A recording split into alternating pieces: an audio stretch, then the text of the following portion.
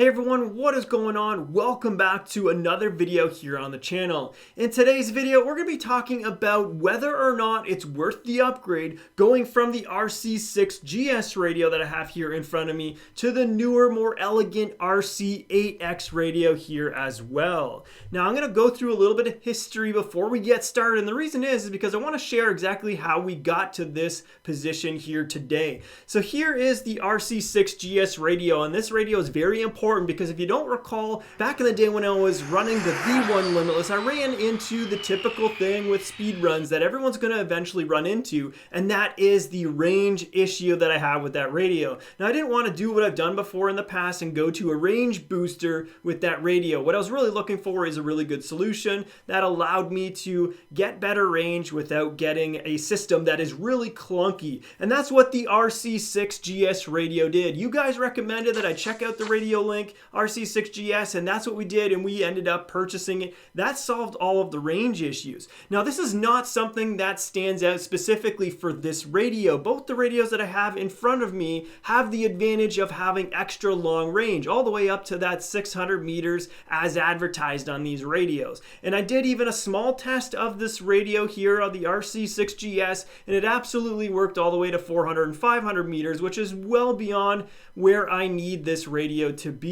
What I'm going to do is I'm going to leave an affiliate link in the description below so that you can check out the Ada Hobby Amazon store and take a look at the RC8X for yourself. Now that we got the range out of the way, which is an advantage for both of these radios, one doesn't really become the clear winner there. I want to get more into some of the visual aesthetics of these radios. The RC6GS radio, it looks very classic, like your typical radio, and quite frankly, it feels like the typical radio as well. It doesn't have anything that really stands out, and that's the big difference here when it comes to the RC8X radio. This radio looks unbelievably good. It is a really good looking radio, and not only is it good looking, but it also feels really good in the hands, much different than the RC6GS radio. And you can see the position of the buttons and how they're both arranged here. The buttons here on the RC6GS radio all have labels that are identified as switch A, B, C, D, and so forth. And it also has the variable resistor knob here as well. Now, very similarly, the buttons here on the RC8X are positioned around the similar positions, but even better so in my opinion. Now, let's take a look at some of those buttons. The one subtle thing that I really like about the RC8X radio is the button naming convention that has been used. This is not something that I see a lot of information there on the internet about.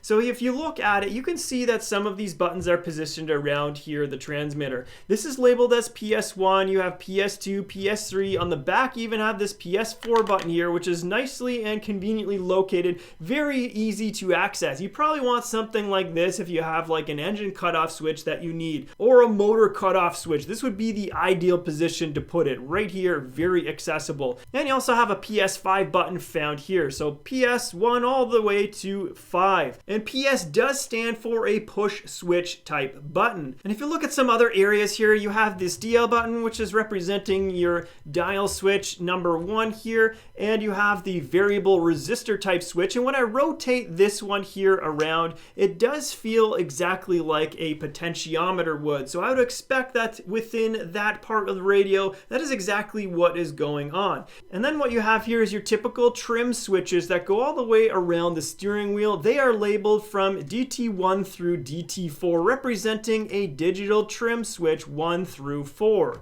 Now, your typical power button here to turn the radio on is right here. You do have to press and hold this button to get it started. The lights will light up on the side, and then after a few seconds, it fires up. And it gives you a little bit of a welcome message there. Now, what's really interesting about this radio is that all of the audio that you do hear from this radio can be customizable. All you need to do is record or find some track that you want to include and place it right into the system on the Radiolink. This is a big advantage that the Radiolink RC8X has over the Radiolink RC6GS radio. You cannot do that with the RC6GS radio, and it's actually quite easy to do with the RC8X. What you need to do is simply just pop the SD card out, record your file, place it into the correct file structure there with the correct name, correct parameters there for the file, and then it's going to record it. What I'm going to do is I'm going to hold up the Radiolink radio to the microphone so that we can capture the audio as I press the backlight button. So let's give that a shot. Backlight off. Backlight off is what it says, and that's the factory sound that this radio comes with. Let's try it again.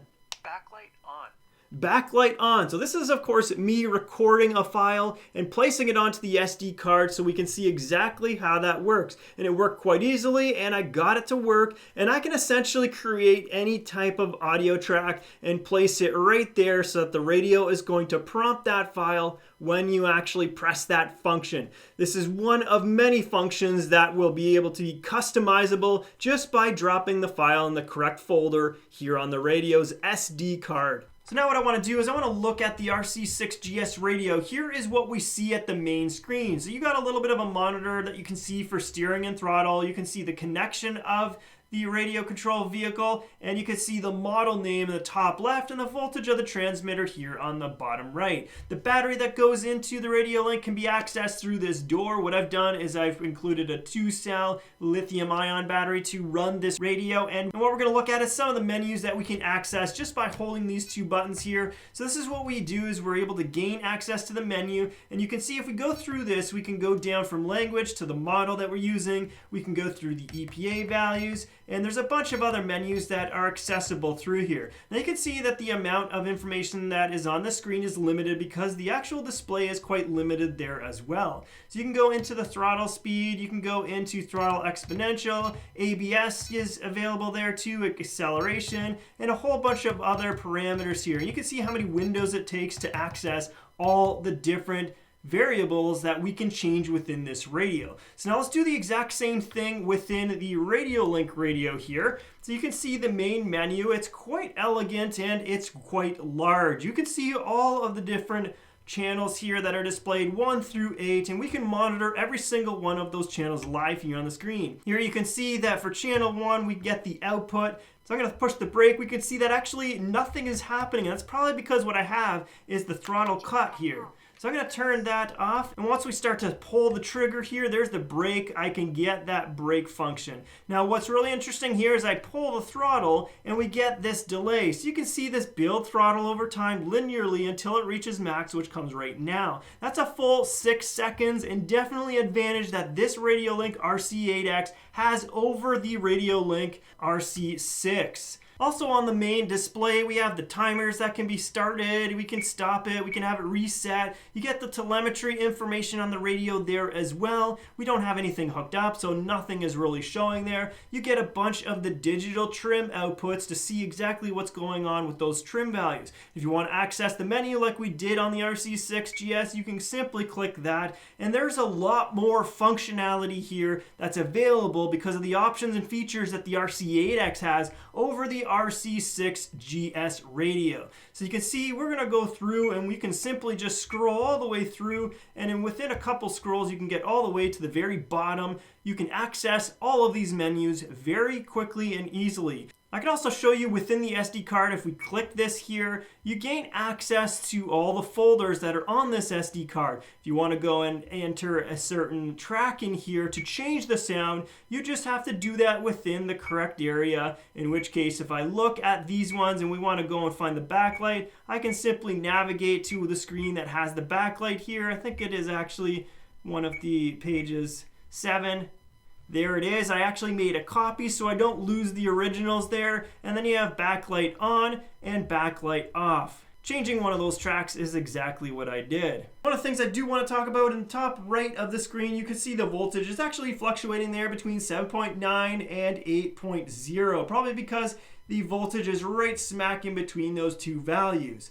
And one of the good things about this radio is it does come with the included battery that allows you to charge this guy up and get started. So you can see this is the Radiolink. It is a 2S LiPo, 1700 milliamp hour. It doesn't last for all that long, but it is good enough for, you know, a good day of running. And it's quite easy to pull it out and charge it up so that you get more runtime there as well. What you've probably noticed throughout the course of the video here is two receivers found on the table. Both of these receivers are included with the purchase of the RC8X radio. It is the R8FG receiver as well as the 4-channel small micro style receiver there as well. This will be perfect for your small radio control 1/18 scale or even larger than that radio control vehicles, and the R8FG is going to be a lot better for some of the larger scale 1/10 and up radio controlled vehicles. What's nice about the RC8X radio is that the older receiver, especially the one that I used here in the RC6GS, that receiver that's included with the RC6GS radio is backwards compatible and does work with the RC8X. And what I found really interesting is the way to bind these receivers. All you need to do is power up the receiver, power on the radio, the RC8X radio here, hit the button on the receiver. There's a little button that can be found on the side of the receiver, and it binds right away. It's a very fast, very simple process to bind a new receiver to the model that you plan to use. Now there's a bunch of more advanced features that this radio includes that we simply don't have enough time to go through in this specific video. A few examples of these more advanced features that are included with the RC8X is faster, speedier frequencies for those digital type servos. Now this is not something that I'm after, but if you're after that good response time, this is something that you'll want to dig into. Another feature that's included with the RC8X radio is that you can have the top section of the screen show some information, some basic information, and then the bottom part of this screen, you can have it set up so that you can have your FPV feed going straight and direct to the RC8X radio. This is something that you'll want to look deeper into if you do plan to use FPV for your radio. Now for the rest of us that run those high-speed, fast radio controlled cars, these are features that we probably won't really need to dig into. It's kind of counterintuitive to what you'd think, that faster responses and everything is going to be better for a fast-running vehicle, but that's not always the case because it can get us into trouble quite quickly. The fact that you have all kinds of adjustable delays that you can place not only on the throttle but the steering as well, and combinations of throttle and steering help out with that type of functionality for the speed run guys. In combination with the range that this radio provides, the feel of it, all of the different buttons that you can have set up to do different types of functionality, this makes for a great mid-level radio control that you can use for a lot of applications. Not only the speed run applications, but this radio would be really, really good for the rock crawlers or similar types of radio control vehicles. This is a radio that I absolutely recommend upgrading from the RC6GS radio to the RC8X. For the price that you will pay, you are getting a tremendous amount of features and functionality within a radio that is going to perform for you. Now, once again, I'm going to leave an affiliate link in the description below. Help support the channel and help support the Ada Hobby Amazon store by purchasing your radio through the Ada Hobby store. Ada Hobby is known for quality lifetime service. If you got a question about the products that they sell, make sure you fire it off to them so that they can help you out. Well guys, I hope you enjoyed this video talking about the RC8X radio as well as the RC6GS radio that essentially got me into Radiolink radios. Check out the link in the description below, like the video if you did, and until next time, hope to see you in that next video. Thanks a lot for watching guys, see you in the next one.